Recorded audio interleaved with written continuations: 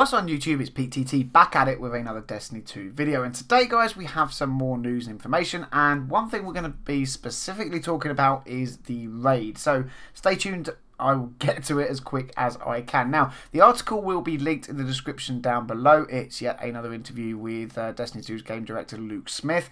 It is, however, in Italian, so you will have to use your Google translation to swap it to English, and I will warn you guys that when you do that, some of it doesn't exactly make sense because of the way it translates. So some of the things we're going to talk about I am going to have to kind of reword, but go check it out yourself. As I said, links will be in the description down below. So first up, Luke Smith went on to talk about content dry spells. Okay, we all know that Destiny had massive bouts of dry spells as far as content goes. Okay, basically Bungie couldn't make it quick enough because we just burnt through it. You know, we played the living hell out of it. Destiny community is one of those communities that love everything new. They want to get it done as quickly as they can. They want to find new secrets as fast as possible, and that ultimately leads to massive spells where we just don't have anything to do. Now, the question was put to Luke Smith, you know, how are you going to deal with this going forward into Destiny 2?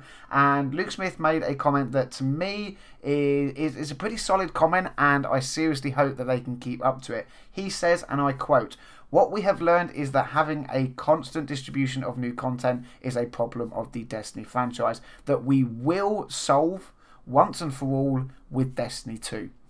That, guys, is a very solid statement, okay? And it is also a very risky statement. To come out and say that they're going to solve the content issues once and for all, if they don't live up to that, people aren't going to forget about it, okay? I seriously hope Luke's right and there is always something to do and we never go through the same issues we had with Destiny 1 where it's like, okay, what do we do for the next 3 months waiting for a DLC? But, you know, we're going to have to wait and see. Fingers are indeed crossed. Now, let's move on to what I'm sure most of you are clicking on the video for. That is raid information. Now, I'm going to tell you straight up, guys, it is a little bit vague, but we can make some good conclusions out of what has been said going forward. So, let's take a look at it. It will be in the game and it will be available during the launch period, but I cannot give you an exact date at the moment. Quote from Luke Smith on when the raid will release. He goes on to say, "Look, what I can tell you is that the first raid has a very similar release date to the King's Fall and Wrath of the Machine raid. We will announce later the date, and it will be a date that will allow players to be quite powerful and equipped to deal with the challenges ahead." Now, we all know that the King's Fall, Wrath of the Machine raids were not too far away from the initial launch of that particular DLC, but they were long enough that we could get geared up. However, Destiny 2 is a new game. We have a whole story campaign to go through.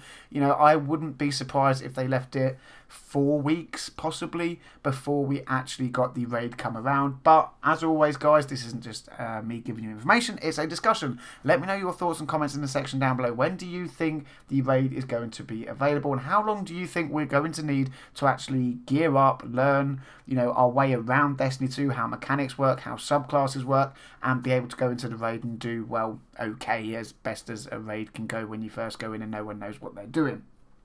Next then, there was another question thrown at him. The other question is rather more general, and it was asked by the editor, and that is, what kind of mechanics can we expect from the first raid? And Luke went on to say, "I will try to answer you telling you the emotions which players will experience, as I can in no way go into details." Now, we know that, you know, raids are always the most secretive thing. They don't like to show too much because they want people to go in and genuinely have an experience that means you have to work as a team and find out what is going on. You know, if they gave us all the details, or they let us have trailers and things beforehand that showed you major mechanics, then it wouldn't be anywhere near as fun. I think we can all agree to that.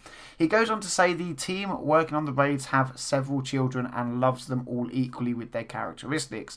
The Vault of Glass raid is that it separates the players before taking them on. The Crota's End raid is a raid that kind of some sort of memory that is built around the hero who uses the sword. We can all contest to that year one. You know, you had one player that bared the sword for everybody. He would always go up and do it, and it was all about him, protecting him, getting him to do his job, or her, I must add. The King's Fall raid, that will be remembered for the absurd puzzle related to the jumps, while Wrath of the Machine is a completely voted to action meeting. I think what he means there is you have people do certain things. You know, you always have the same people to throw the orbs. You have the same people that, you know, jump into Axis's back, and you have your damage players and things like that. By the 5th raid, what we wanted to achieve is something that players can look upon and feel like a real place. That's all I can tell you. So yeah, like I said, it is a little bit vague. But we can take some things away from that. He wants it to feel like a real place. They kind of want to move on from where they've been with raids before and create something entirely new. And knowing what we know from previous raids and how mechanics work, how the raids work, I think we can safely say that if they're going away from that and, you know, they want to make something entirely new, we're not going to see those kind of mechanics. But we do know from the snippets of gameplay that we have seen that everyone believes are from the raid. Obviously, we're going to have our jumpy puzzles and things like that. It wouldn't be a raid without them.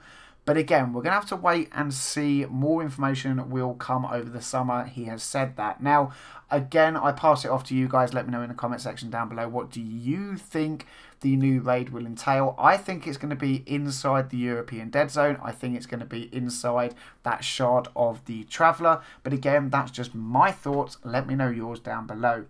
Next up then, he asked a question: why did you choose to bring forward by a few days the Destiny 2 release?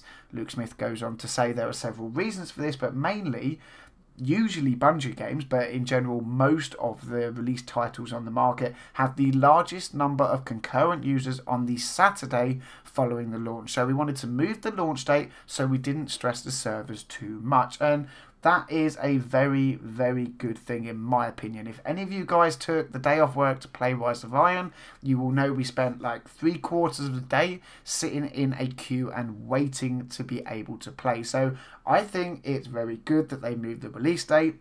Yes, okay, it kind of sucks for people that had already taken holidays from work and things like that.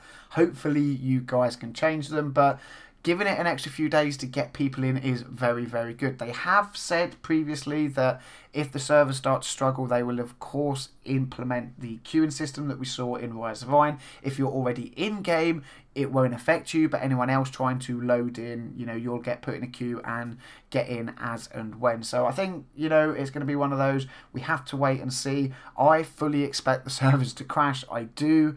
Destiny was a brilliant game. No one expected Rise of Iron to have so many issues with getting in on launch days. I think they're going to make the same assumption with Destiny 2, and I think the servers are going to crash and we're going to have issues. But again, just my thoughts and opinion, guys. I would, of course, love to know yours in the comment section down below. We're only a few weeks from the beta now. I cannot wait. Super hyped. Going to be covering absolutely everything on the channel. So make sure, if you're new, to smash that subscribe button and stay up to date. Drop a like on the video only if you see fit. Make sure to head on over and check out the article, guys. Like I said, it is a translation one, so you might struggle to read some of it, but you can kind of reword the missing words where you should have words and make sense of it. And that's it, Guardians. Thank you very much for watching. Until the next video, I'll catch you all soon.